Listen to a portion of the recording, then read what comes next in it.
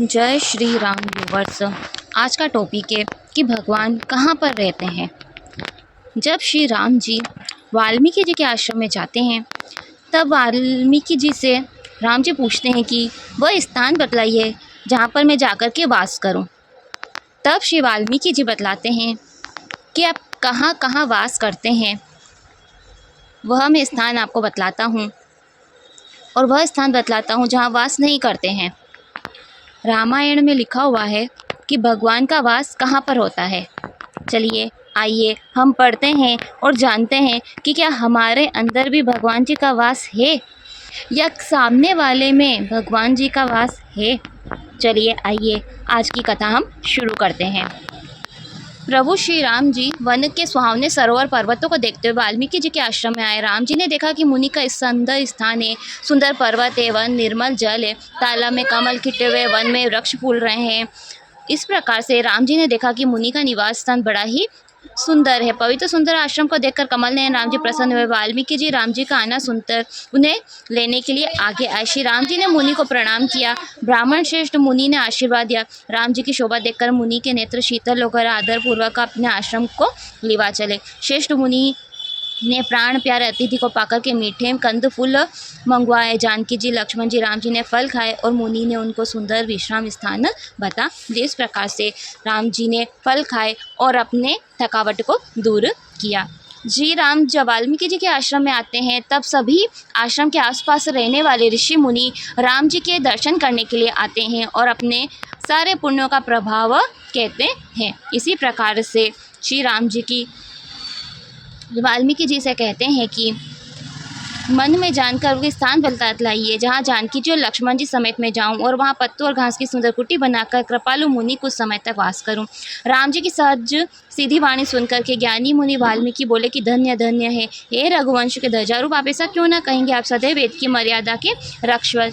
हे राम जी, आप वेदों की मर्यादा के रक्षक जगदीश्वर है। जानकी जी माया है, वह आप कृपा निधान की इच्छा पाकर संसार का रचती हैं, पालती और संहार करती हैं। जो 1000 मस्तक वाले शेष नाग रूप में पृथ्वी को धारण किए हुए हैं वही चराचर के स्वामी लक्ष्मण जी हैं। आप देव कार्य के लिए राजा का शरीर धारण करके दुष्ट राक्षसों की सेना को विध्वंस करने चले हैं।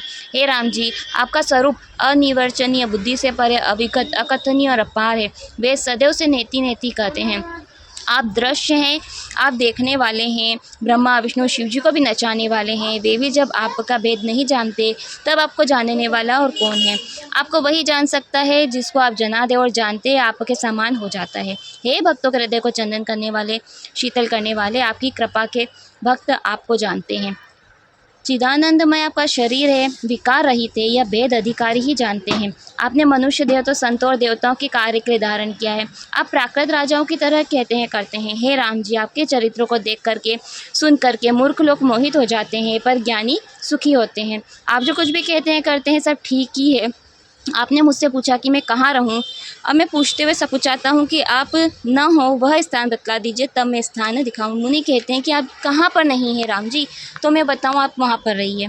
मुनि के प्रेम रस में सने हुए वचन सुनकर राम जी सकुचाते हैं, मुस्कुराते हैं। वाल्मीकि जी अमृत रस में भरी हुई मीठी वाणी बोले कि हे राम जी सुनिए, अब मैं स्थान बतलाता हूँ जहाँ आप सीता जी लक्ष्मण जी सहित वास कीजिए। देखिए अब आप यह बहुत ही ध्यान से सुनिएगा कि कहाँ पर राम जी का वास है।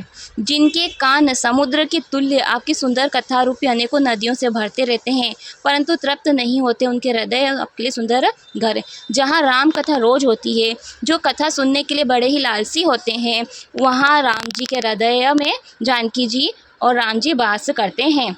जिन्होंने अपने नेत्रों को चातक बना रखा है, आपके दर्शन रूपी मेघ की इच्छा किए हुए रहते हैं। समुद्र, नदी, सरोवर के जल को निराधार करके आपके रूप के बिंदु को पाकर सुखी होते हैं। उनके सुखदायक हृदय मंदिर में रघुनाथ जी, लक्ष्मण जी, सीता जी सहित वास कीजिए। देखिए वाल्मीकि जी कहते हैं कि जो आपके दर्शनों के लिए चाह रखते हैं कि हमें एक बार श्री राम जी का दर्शन हो, दर्शन हो, दर्शन हो, इस प्रकार से भक्ति करते हैं, वह आपके लिए, उनका हृदय आपके लिए वह स्थान है जहाँ वास कीजिए। आपके यश रूपी निर्मल मानसरों में जिनकी जीभ हंसनी बनी हुई है, आपके गुण समूह रूपी मोतियों को चुगती है। हे राम जी, आप उनके मन में बसिए। जिनकी जीभ राम नाम जपती रहती है, उनके हृदय में राम जी आप वास कीजिए। आपके पवित्र सुंदर प्रसाद की सुगंध को आदर सहित प्रतिदिन जिनकी नासिका सूंघती है, जो आपको अर्पण करके भोजन करते हैं और आप ही के प्रसाद रूप गहने कपड़े पहनते हैं, जिनके सिर देवता गुरु ब्राह्मणों को देखकर प्रीति के साथ नम्र साथ झुक जाते हैं, जिनके हाथ नित्य आपके चरणों की पूजन करते हैं, मन में आप ही का भरोसा रखते हैं, दूसरा नहीं, उनके चरण आपके तीर्थों में चलकर जाते हैं, स्वामी आप उनके मन में वास कीजिए। देखिए वाल्मीकि जी ने कितनी प्यारी बात कही है कि राम जी आप कहाँ पर रहिएगा, जो आपको अर्पण करके भोजन करते हैं, आप ही की प्रसाद और गहने कपड़े पहनते हैं, जो देवता गुरु ब्राह्मणों के साथ नम्रता से सिर झुकाते हैं, जो नित्य आपकी पूजा करते हैं, मन में एक ही भरोसा है कि मेरे जो हैं सिर्फ राम जी ही हैं, उनके मन में आप वास कीजिए, जो आपका राम नाम नित्य जपते हैं, परिवार सहित आपकी पूजा करते हैं, अनेकों विधि से तर्पण हवन करते हैं, ब्राह्मणों को भोजन कराकर दान देते हैं, आपसे अधिक गुरु को हृदय में जानकर सब प्रकार से उनकी आदर सेवा करते हैं। इन सब कर्मों का एक ही फल मांगते हैं कि राम जी के चरणों में हमारी प्रीति हो, उनके मन मंदिर में सीता जी और रघुकुल के आनंद रूप आप दोनों भाई वास कीजिए। जिनके मन में काम क्रोध घमंड अहंकार मोह नहीं है, न लोभ है न क्षोभ है, न राग है न द्वेष है, न कपट न दंभ माया है, हे राम जी आप उनके मन में वास कीजिए।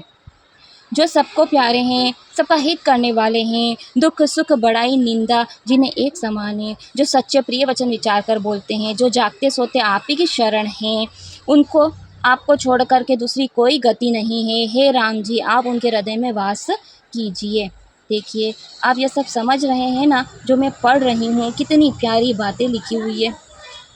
जो पराई स्त्री को माता के तुल्य समझते हैं, पराया धन विष से भी बढ़कर विष समझते हैं, जो दूसरों के ऐश्वर्य को देख कर के प्रसन्न होते हैं, दूसरों की विपत्ति देखकर बहुत दुखी होते हैं, जिन्हें आप प्राणों के समान प्यारे हैं, हे राम जी उनके मन आपके योग्य उत्तम स्थान है। देखिए यहाँ वाल्मीकि जी बताते हैं कि इनके मन में आप वास कीजिए, जहाँ पराई स्त्री को माता के तुल्य समझते हैं, पराया धन विष से भी बढ़कर विष होते हैं, जो दूसरों के ऐश्वर्य को देखकर प्रसन्न हो जाते हैं,